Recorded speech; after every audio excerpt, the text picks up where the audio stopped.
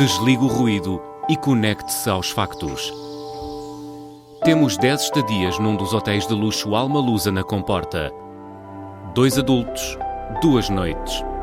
Assine hoje o Observador com até 58% de desconto e habilite-se a ganhar. Tudo em observador.pt.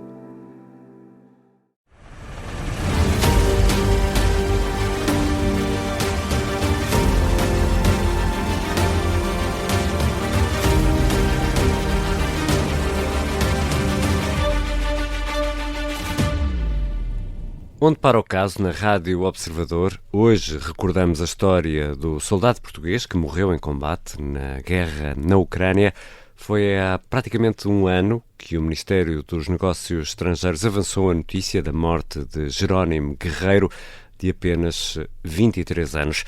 A presumível morte, e já vamos perceber porque é importante este termo.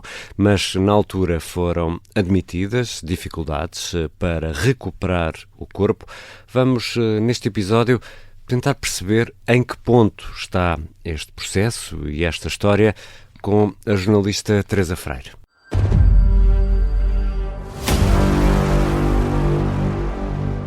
Jerónimo Jesus Alcaria Guerreiro morreu no dia 29 de maio, enquanto combatia em Kupiansk, uma zona controlada pelos russos. O jovem de 23 anos, que pertencia à Legião Internacional, uma unidade militar de voluntários estrangeiros criada pelo presidente Volodymyr Zelensky para lutar em defesa da Ucrânia. Teresa, antes de ir para a Ucrânia, em 2022, tinha sido paraquedista no Exército e bombeiro voluntário na zona de Lisboa. Sim, tinha essa experiência militar. Sabe-se que morreu em combate no dia 29 de maio, mas a confirmação só chegou 3 dias depois. Foi pela voz do então secretário de Estado das Comunidades, José Cesário. Trata-se de uma informação meramente oficiosa. Nós não tivemos acesso ao corpo, mas efetivamente a informação que foi dada à família do jovem e que depois nos foi transmitida é de que ele terá falecido no contexto de uma operação militar no conflito da Ucrânia, na área de Kupiansk. A mãe de Jerónimo Guerreiro foi informada antes, a partir do comando da Legião Internacional. Foi, entretanto, contactada pelo secretário de Estado das Comunidades, que na altura admitiu dificuldades em recuperar o corpo de Jerónimo Guerreiro. A nossa embaixada está a fazer todas as diligências possíveis. Agora, o problema é que a área em causa é uma área que está controlada pelos russos e, portanto, isto dificulta muito a recuperação do corpo. Admito que possa vir a verificar-se, mas não vai ser fácil. Ouvimos aqui José Cesário, na altura secretário de Estado das Comunidades, em declarações à Rádio Observador. Também na altura, em declarações ao Observador, a mãe de Jerónimo Guerreiro, Cristina Jesus, admitiu que seria muito complicado resgatar o corpo. Adianta que foi informada que poderia demorar semanas ou meses até ter o filho. Teresa, já recordámos aqui o caso. Entretanto, durante este tempo, durante este um ano, 12 meses praticamente, o que é que mudou? O Governo admite que o corpo ainda não foi nem recuperado, nem identificado, isto praticamente um ano depois de Jerónimo Guerreiro ter morrido em combate na Ucrânia. À Rádio Observador, o Ministério dos Negócios Estrangeiros garante ainda que, em conjunto com a Embaixada de Portugal na Ucrânia, tem acompanhado o caso e mantido contacto ativo e permanente com as autoridades ucranianas.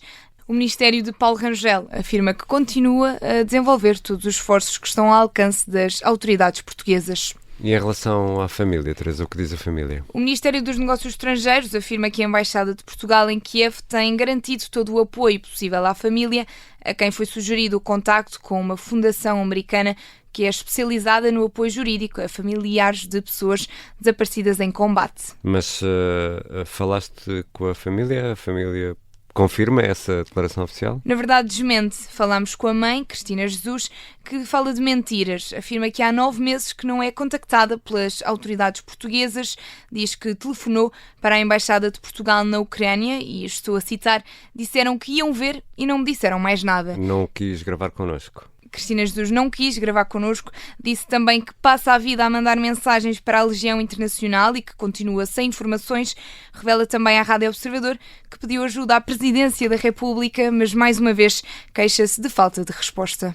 E perante isto, Teresa, há pouco falávamos da questão do presumível, porque é importante aqui, olhando para o ponto de vista jurídico, em que situação é que tudo isto está? Foi isso que tentámos perceber junto do advogado Miguel Matias, que nos explicou que enquanto não há um corpo, não há uma certidão de óbito, pelo que, do ponto de vista legal e jurídico, Jerónimo Guerreiro continua vivo. Então não há certidão de óbito, é isso? Portanto, há aqui vidas em suspenso. Sim, no fundo só se pode esperar. O advogado Miguel Matias explica que só 20 anos depois do desaparecimento de Jerónimo Guerreiro é que a família pode pedir a chamada declaração de morte presumida. Não havendo morte declarada, o que pode acontecer é que perante a família estamos a falar de uma situação que pode, passado tempo, que serão 20 anos, poderá requerer essa declaração da morte presumida. Esta declaração de morte presumida é uma declaração judicial que tem que ser requerida para o efeito. Isto poderá ter implicações a vários níveis, nomeadamente patrimonial. Poderá haver aqui implicações que são graves e que, infelizmente, não há certezas que permitam determinar uma certeza de uma morte e com a produção dos efeitos jurídicos todos da morte. O advogado Miguel Matias, ouvido pela Rádio Observador, sobre as implicações legais do desaparecimento de Jerónimo Guerreiro na Ucrânia.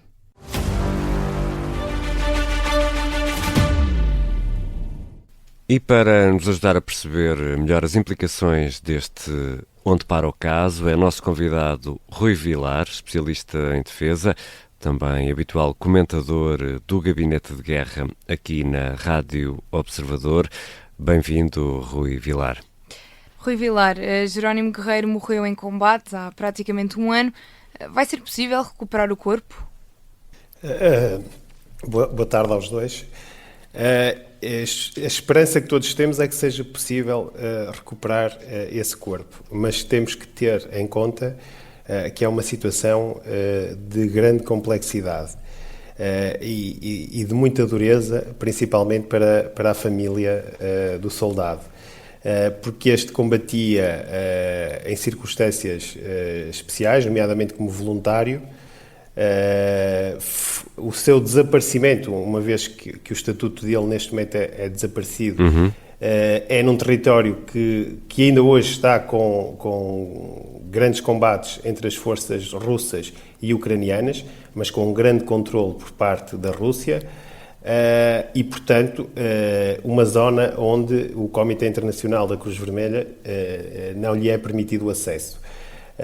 E o que sabemos são relatos de companheiros de combate que dizem que houve uma explosão na zona onde o combatente estava e pura e simplesmente recuaram essa brigada e o soldado português não apareceu mais. Eles nem sequer conseguiram identificar o tipo de explosão, se foi um drone, se foi uma granada, mas o que é certo é que a partir daí o soldado português não foi mais visto. Depois, há aqui outra dificuldade, que é, apesar de estarem a existir trocas de corpos entre a Rússia e a Ucrânia,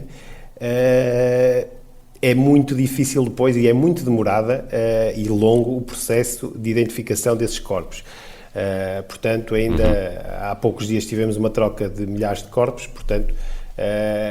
O trabalho forense será complicadíssimo, não é? Muito complicado e são zonas de combate onde os corpos às vezes permanecem bastante tempo e, portanto, a situação é mesmo muito complexa, muito dura. E depois é difícil porque o soldado não combatia nas forças... No exército regular, podemos dizer assim, regular, não é? E, portanto, mesmo para as autoridades portuguesas é muito difícil fazer esta ligação com a Rússia para tentar a recuperação do corpo. Parece-me que vamos ter aqui uma situação complexa ainda durante algum tempo. E na prática continua com esse estatuto de desaparecido, não é? Portanto, nem sequer há uma certidão de óbito. Não. Aliás, e nestes contextos de combates ativos, a prioridade das forças envolvidas é o combate em si, e não a recuperação dos corpos.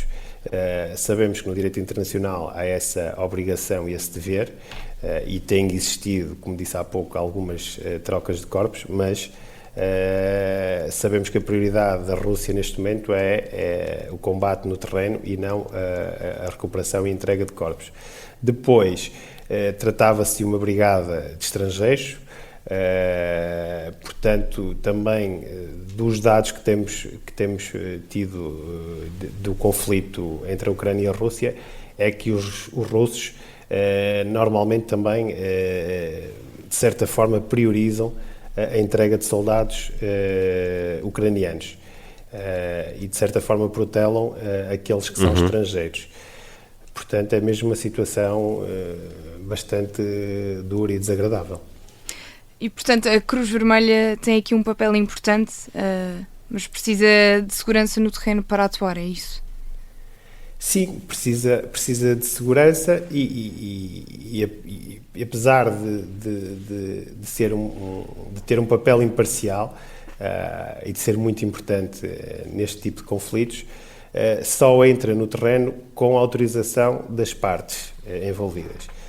E não existe essa autorização por parte da Rússia. Não tem qualquer poder coercivo.